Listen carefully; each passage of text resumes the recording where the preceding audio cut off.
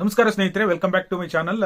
ಇವತ್ತಿನ ಒಂದು ವಿಡಿಯೋದಲ್ಲಿ ನಾಮಿನೇಷನ್ ನಲ್ಲಿ 7 ಜನ ನಾಮಿನೇಟ್ ಆಗಿದ್ದಾರೆ ಬಿಗ್ ಬಾಸ್ ಮನೆಯಲ್ಲಿ. ಯಾರು ಮನೆಯಿಂದ ಹೊರಗಡೆ ಹೋಗ್ತಾರೆ, ಮತ್ತೆ ಪ್ರೋಮೋ ಬಿಡುಗಡೆ ಆಗಿದೆ ವಾರದ ಕತೆ ಕಿಚ್ಚನ ಜೊತೆ ಕಾರ್ಯಕ್ರಮದ ಬಗ್ಗೆ, ಅದ್ರ ಬಗ್ಗೆ ಮಾತಾಡೋಣ. ನಿನ್ನೆ ಎಪಿಸೋಡ್ ಅಲ್ಲಿ ಕೆಲವೊಂದು ಏನ್ ನಡೀತು ಅದ್ರ ಬಗ್ಗೆ ಹೈಲೈಟ್ಸ್, ಯಾರ್ದು ಸರಿ ಯಾರು ತಪ್ಪು ಅದ್ರ ಬಗ್ಗೆ ಮಾತಾಡೋಣ.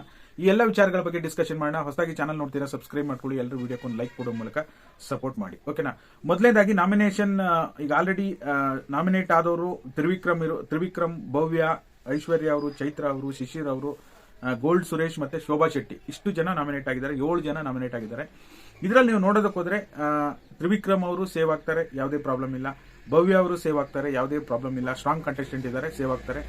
ಶಿಶಿರ್ ಅವರು ಕೂಡ ಸೇವ್ ಆಗ್ಬೋದು, ಪ್ರಾಬ್ಲಮ್ ಇಲ್ಲ.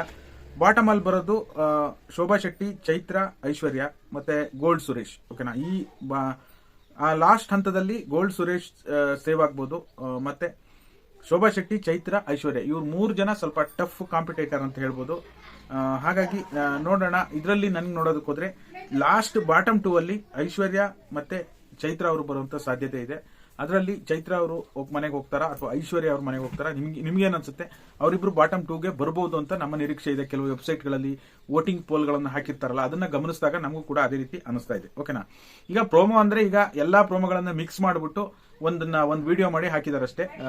ಈಗ ವಾರದ ಕತೆ ಏನೇನು ಅವ್ರು ಫೈಟಿಂಗ್ ಮಾಡಿರೋದು, ಆಟಕ್ಕಾಗಿ ಹೋರಾಟ ಮಾಡಿರೋದು, ಆಟ ಆಡಿರೋದು ಎಲ್ಲದನ್ನು ಮಾಡಿದ್ದಾರೆ. ನಿನ್ನೆ ಎಪಿಸೋಡ್ ಬಗ್ಗೆ ಮಾತಾಡಬೇಕು ಅಂದ್ರೆ ಮಂಜು ಟೀಮ್ ಅವರು ಕ್ಯಾಪ್ಟನ್ಸಿ ಟಾಸ್ಕ್ ಆಡ್ಲಿಕ್ಕೆ ಆಯ್ಕೆ ಆಗ್ತಾರೆ. ಆಟ ಆಡೋದ್ರಲ್ಲಿ ತ್ರಿವಿಕ್ರಮ್ ಅವರ ಎಫರ್ಟ್ ಮಾತ್ರ ಎಕ್ಸಲೆಂಟ್ ಆಗಿತ್ತು. ತ್ರಿವಿಕ್ರಮ್ ಅವರು ಪಾಪ ಅವರು ಬ್ಯಾಡ್ ಲಕ್ ಮೋಕ್ಷಿತ್ ಅವರಿಗೆ ಆಟದಿಂದ ಹೊರಗೆ ಹಾಕಿರ್ತಾರೆ. ಯಾರು ಕ್ಯಾಪ್ಟನ್ಸಿ ಆಟದಿಂದ ಹೊರಗಿಡಕ್ಕೆ ಯಾರನ್ನು ಇಷ್ಟಪಡ್ತೀರಾ ಅಂದ್ರೆ ಮೋಕ್ಷಿತ್ ಅವರು ತ್ರಿವಿಕ್ರಮ್ ಅವರ ಹೆಸರು ತೆಗೆದುಕೊಂಡಿರ್ತಾರೆ. ಹಾಗಾಗಿ ಅವರು ಕ್ಯಾಪ್ಟನ್ಸಿಯಲ್ಲಿ ಕ್ಯಾಪ್ಟನ್ಸಿ ಟಾಸ್ಕ್ ಅಲ್ಲಿ ಪಾರ್ಟಿಸಿಪೇಟ್ ಮಾಡೋ ಹಾಗಿರಲ್ಲ, ಓಕೆನಾ. ಯಾವಾಗ ಮಂಜು ತಂಡ ಗೆಲ್ಲುತ್ತೆ, ನಿನ್ನೆ ಎಪಿಸೋಡ್ ಅಲ್ಲಿ ನೋಡಿದಾಗ ಸಿಕ್ಕಾಪಟ್ಟೆ ಮೋಕ್ಷಿತ ಅವ್ರ ತಂಡಕ್ಕೆ ಸಿಕ್ಕಾಪಟ್ಟೆ ಉರಿಸ್ಬಿಡ್ತಾರೆ. ಕೂಗೋದು, ಗಲಾಟೆ, ಕಿರ್ಚಾಡೋದು ಎಲ್ಲ ಸಿಕ್ಕಾಪಟ್ಟೆ ಮಾಡ್ಬಿಡ್ತಾರೆ.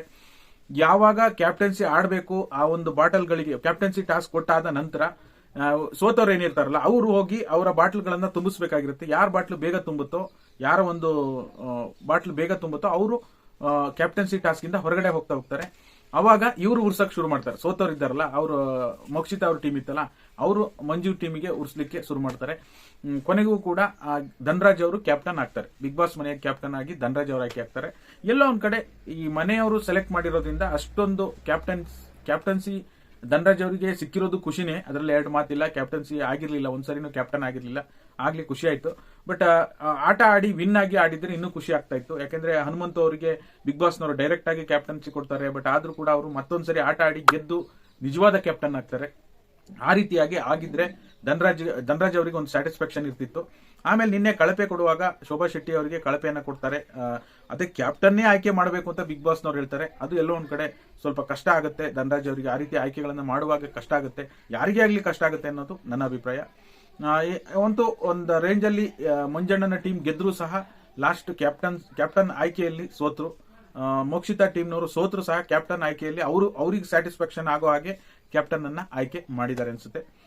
ಇದಾಗಿತ್ತು ಈ ಕ್ಷಣದ ಮಾಹಿತಿ. ವಿಡಿಯೋ ಇಷ್ಟ ಆದ್ರೆ ಎಲ್ಲರೂ ಲೈಕ್ ಮಾಡಿ, ಸಬ್ಸ್ಕ್ರೈಬ್ ಮಾಡ್ಕೊಳ್ಳಿ. ಇದೇ ರೀತಿ ಹೊಸ ಬಿಗ್ ಬಾಸ್ಗೆ ಸಂಬಂಧಪಟ್ಟ ಅಪ್ಡೇಟ್ಗಳು ಸಿಗ್ತಾನೆ ಇರುತ್ತೆ.